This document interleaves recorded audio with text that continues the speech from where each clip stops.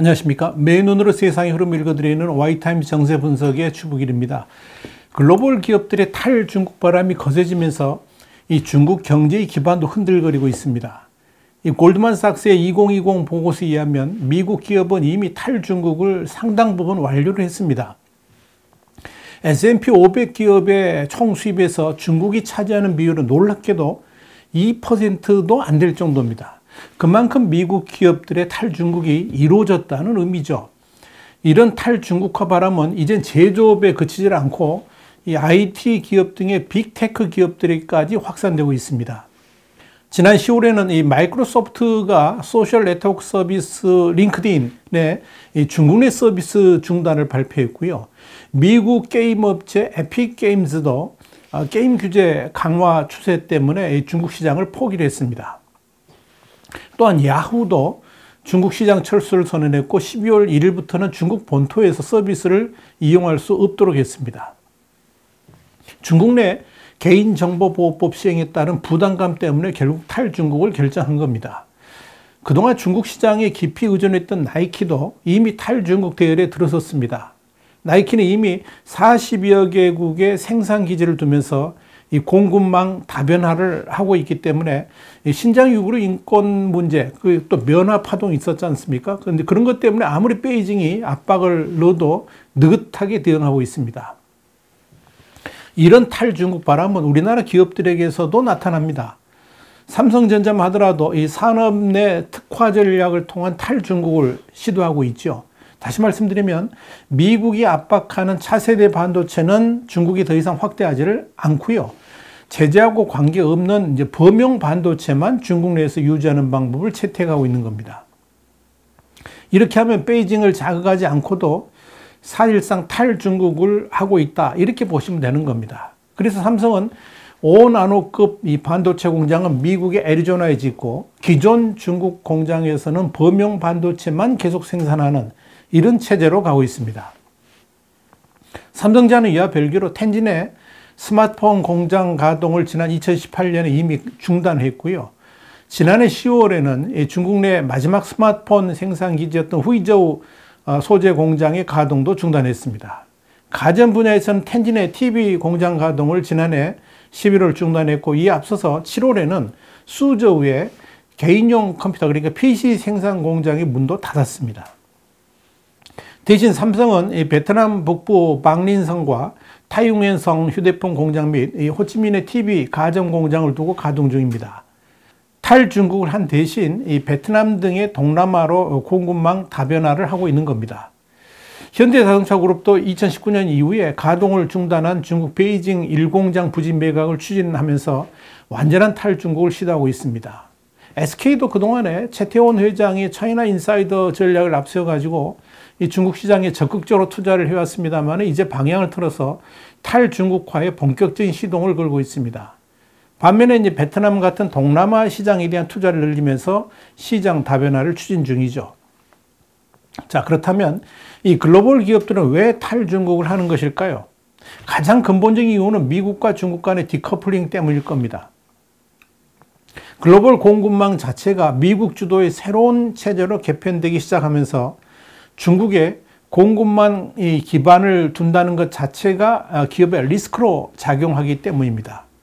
자, 중요한 건 미중 간의 패권 싸움은 일시적인 것이 아니고 국가의 명운을 건 전쟁이기 때문에 어차피 미국과 중국 사이에서 줄타기를 하는 것 자체가 불가능해질 겁니다. 이건 아주 현실적인 거죠. 미국 입장에서는 세계 패권에 도전한 중국을 그대로 두었다가는 앞으로 불과 30여 년도 지나지 않아서 세계 패권이 미국에서 중국으로 넘어갈 수 있다는 위기감에 휩싸여 있습니다. 그런데 여기서 우리가 주목할 게 뭐냐면 이건 단순한 패권만의 문제가 아니고요. 세계의 질서 표준이 민주주의가 아니라 중국식 사회주의 공산체제로 바뀔 수도 있다는 점에서 중국을 제외한 수많은 국가들이 미국에 동조하고 있는 겁니다. 그렇기 때문에 지금의 미중 패권 정쟁은 단순한 영토 보존, 경제 패권 이런 쪽의 의미가 아니고요. 자유민주주의라는 보편적 가치를 지키기 위한 싸움이기 때문에 쉽게 물러설 수도 없고, 당연히 자유민주주의 수호에 찬성하는 나라들이라면 미국이 주도하는 글로벌 경제질서 재편에 합류를 해야만 되는 것입니다. 왜냐하면 그런 글로벌 경제질서 재편이 중국의 세계 패권을 저지하는 일이기 때문에 그런 겁니다. 이미 미국은 독일과 일본, 소비에트 연방 같은 이 제국주의를 붕괴시킨 경험이 있죠. 근데 그 배경에는 결국 경제의 붕괴라는 핵심적 카드가 있었습니다. 특히 중국의 경우에는 미국의 인도하에 WTO라는 세계 경제 질서를 바탕으로 성장한 국가입니다. 그 말은 이 중국 경제의 아킬레스건이 세계의 생산 공장을 통한 글로벌 공급망이 있다는 걸 뜻합니다. 미국이 바로 이 점을 집중적으로 공략하기 위해서 글로벌 공급망 재편에 나서고 있는 겁니다. 자, 그렇다면 글로벌 기업들도 선택을 해야만 되겠죠. 미국의 글로벌 공급망 재편에 참여하지 않고 중국 시장의 미래를 갖는다 하는 것은 결국 미국 주도의 글로벌 공급망에서는 퇴출될 수밖에 없다는 것을 의미합니다. 그래서 글로벌 기업들이 앞다투어 탈중국을 하고 있는 겁니다. 또 하나 이 탈중국을 하는 이유가 뭐냐면 중국 스스로 글로벌 기업들을 배척하고 있다는 점을 들 수가 있을 겁니다. 우선적으로 시진핑 주석이 내세우는 쌍순환 경제를 들 수 있습니다. 이 쌍순환 경제의 핵심은 중국 제조 2025, 메이드 인 차이나 2025로 볼 수 있는데요. 반도체, 전기차 같은 주력 산업에서 자국 기업 점유율을 70에서 80%까지 높이겠다는 겁니다. 자, 그렇게 되면 외국 기업들은 중국에서 발붙일 수가 없게 됩니다.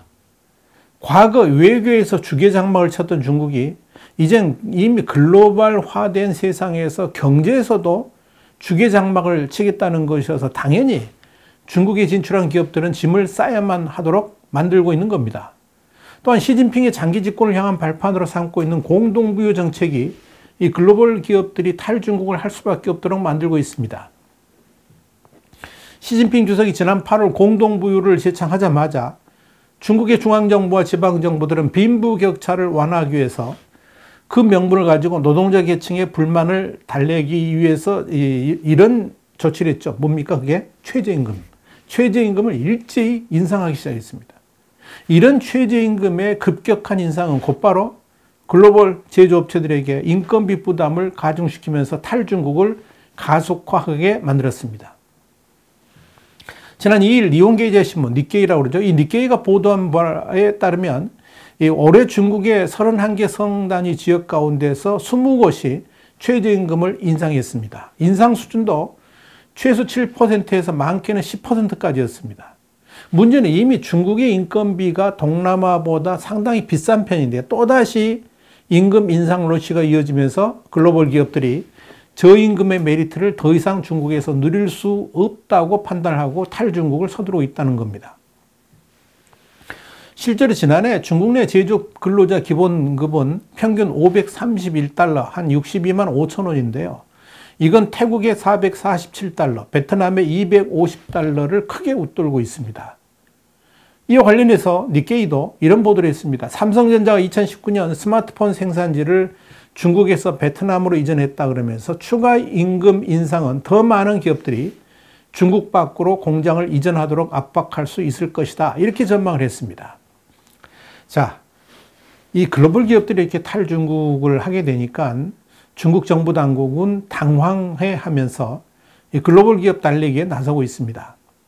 지난 2일에는 후추나 부총리가 직접 나서서 해외 기업들이 활동하는데 부족함이 없도록 최대한 지원하겠다 그러면서 글로벌 기업들의 국내 입국도 신속하게 하고 해외 기업들이 갖는 우려도 없애도록 하겠다. 이렇게 했습니다. 지금 중국은 외국에서 들어오면 무조건 2주간, 베이징으로 들어가면 3주간 격리하도록 하고 있죠. 후추나 부총리는 이어서 중국은 높은 수준의 국제경제 및 무역규칙을 벤치마킹해서 더 나은 비즈니스 환경을 만들겠다 그러면서 외국인 투자자의 시장 접근을 완화하고 토지와 전력 공급도 보장할 것이다. 이런 약속도 있습니다.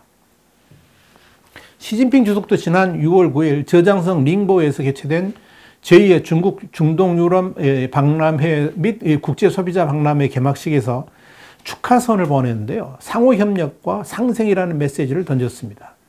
시 주석은 또한 해외에서의 중국 이미지를 개선하겠다 그러면서 전랑 외교, 그러니까 늑대전사 외교 포기 발언도 했습니다. 국제 무대에서 중국을 이해하는 친구들을 많이 만들기 위해선 겸손하게 세계와 소통해야 되고 사랑받을 만하며 신뢰할 만하며 존경받을 수 있는 외교 정책을 구사해야 된다 그러면서 그렇게 지시한 거죠. 그런데요.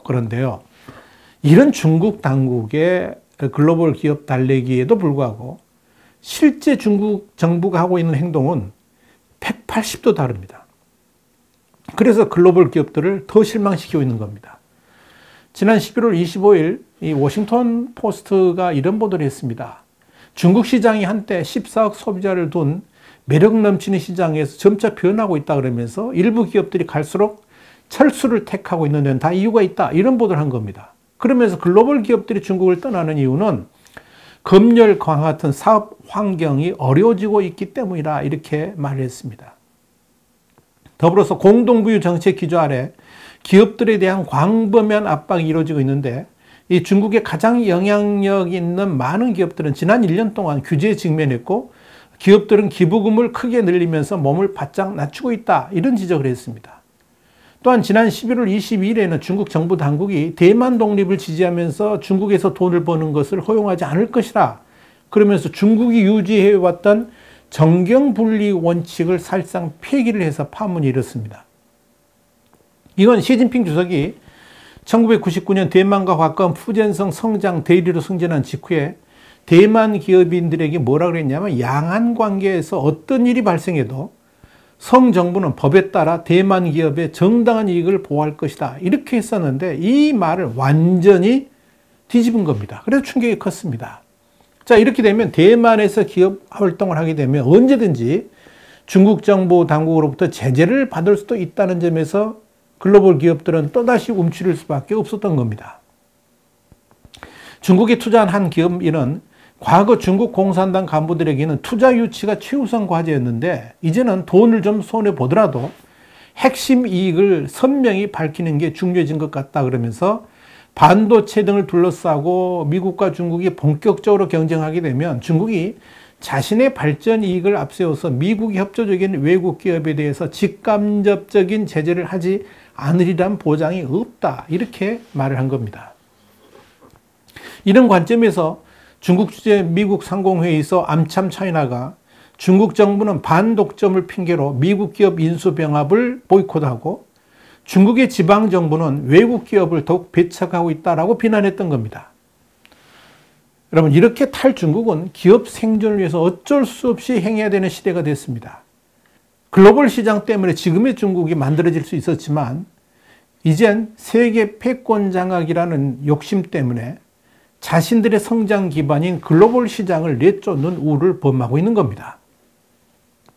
그런데 진짜 중요한 것은 자신들이 지금 뭘 하고 있는지, 무슨 짓을 하고 있는지 모르고 있다는 겁니다. 그러니까 중국의 미래가 어떻게 될지 더 이상 설명할 필요가 없을 겁니다. 와이타임 정세 분석이었습니다. 다음 시간에 다시 뵙겠습니다. 감사합니다.